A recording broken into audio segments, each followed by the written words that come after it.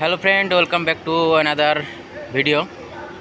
আজ আমি চলে এসেছি মহানন্দী টেম্পল, যেটা হচ্ছে আমাদের ডোনাকোন্ডা স্টেশন থেকে ট্রেনে 2 থেকে 3 ঘন্টা আসার পর এখানে গ্যাজেলাপল্লী নামে একটা স্টেশন আছে, সেখানে নেমে অটো ধরে 20 মিনিটের মতো আসতে হয়। তারপর এই টেম্পলটা পৌঁছানো যায়। এই টেম্পলটা এখানে খুব ফেমাস টেম্পল, মহানন্দী টেম্পল, যেখানে প্রচুর ট্রাভেলার্স আসে এখানে।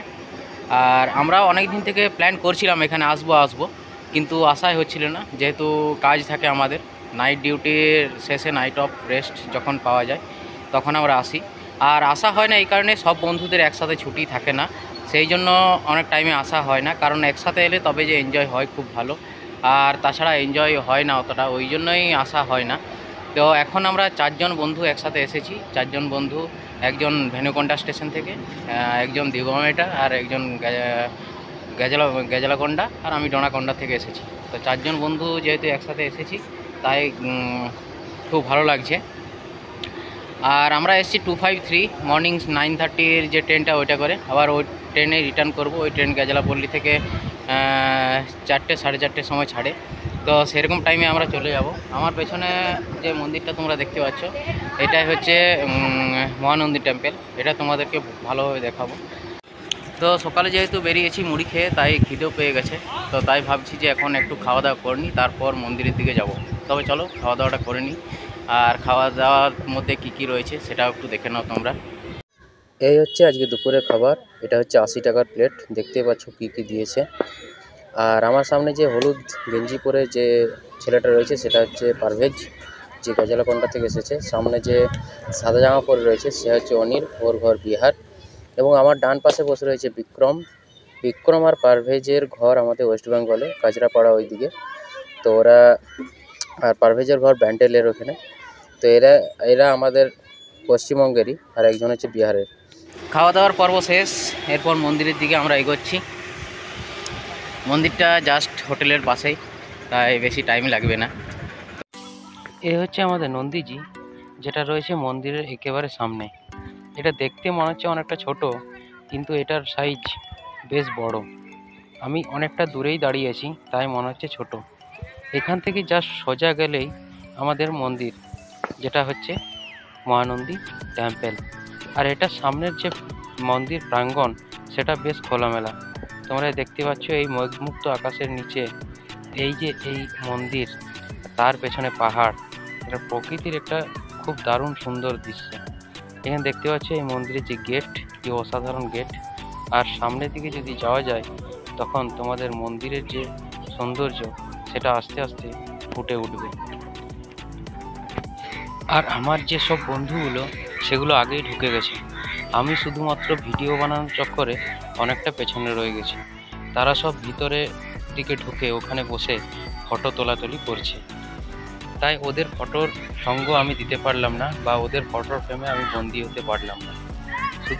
আমি শুধু বন্দি করলাম এই মন্দিরটাকে তোমাদেরকে দেখানোর জন্য, তোমাদের সামনে এই মন্দিরের সৌন্দর্য তুলে ধরার জন্য।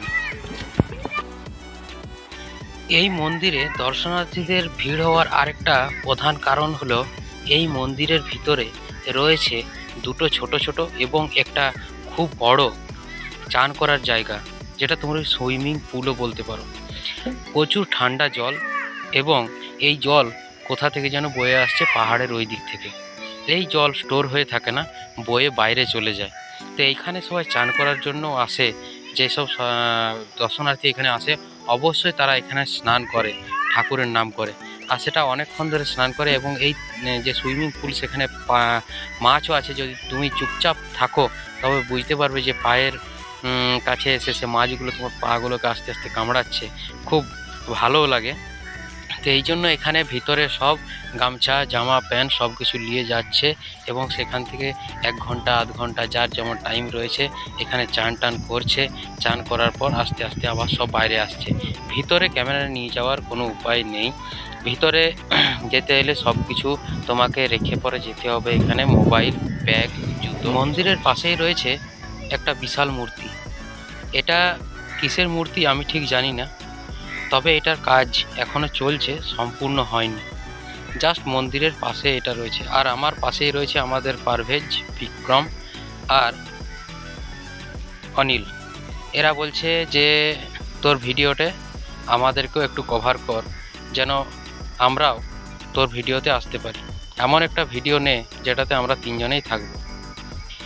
মন্দিরের পাশে আরেকটা জিনিস রয়েছে, যেগুলো হচ্ছে এই যে কিসের মূর্তি আমি ঠিক জানি না কোন ঠাকুরের, তো এরকম করা আছে। অনিল পাশেই দাঁড়িয়ে রয়েছে, তো সেগুলো একটু ভালো করে তোমরা দেখো যে এগুলো কোন ঠাকুরের মূর্তি। আর এখন চলছে ফটো তোলার পর্ব। বিক্রম তুলছে পারভেজের ফটো, কিন্তু কে কার ফটো তুলছে বোঝা মুশকিল।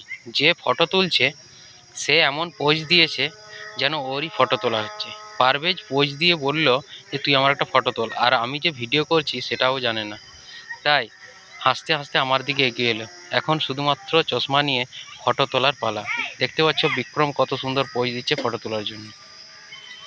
এটা হচ্ছে মন্দিরের ভিতরের প্রাঙ্গণ, যেখানে দেখতে পাচ্ছ একটা ছোট নন্দীজি মন্দিরের ঠিক সামনে রয়েছে, এবং গেটের থেকে এদিকে এলে তোমরা দেখতে পাচ্ছ মেঘমুক্ত আকাশের নিচে এবং পাহাড়ের ঠিক সামনে এই যে মন্দির, এই মন্দিরের উপরে রয়েছে শিব দুর্গার মূর্তি।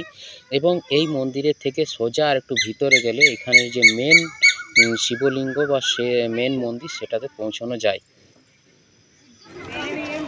মহানন্দী টেম্পেলের এই যে ভিডিও তোমাদেরকে দেখালাম, অবশ্য যদিও মহানন্দী টেম্পেলের ভিতরে মোবাইল নিয়ে ঢোকা নিষেধ, তাই ভিতরের সম্পূর্ণটা তোমাদেরকে দেখাতে পারিনি। যতটুকু দেখাতে পারলাম সেই ভিডিও তোমাদের কেমন লাগলো সেটা অবশ্যই তোমরা কমেন্ট করে অবশ্যই জানাবে।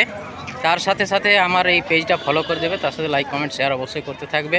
তবে আজকের ভিডিও এখানেই শেষ করছি।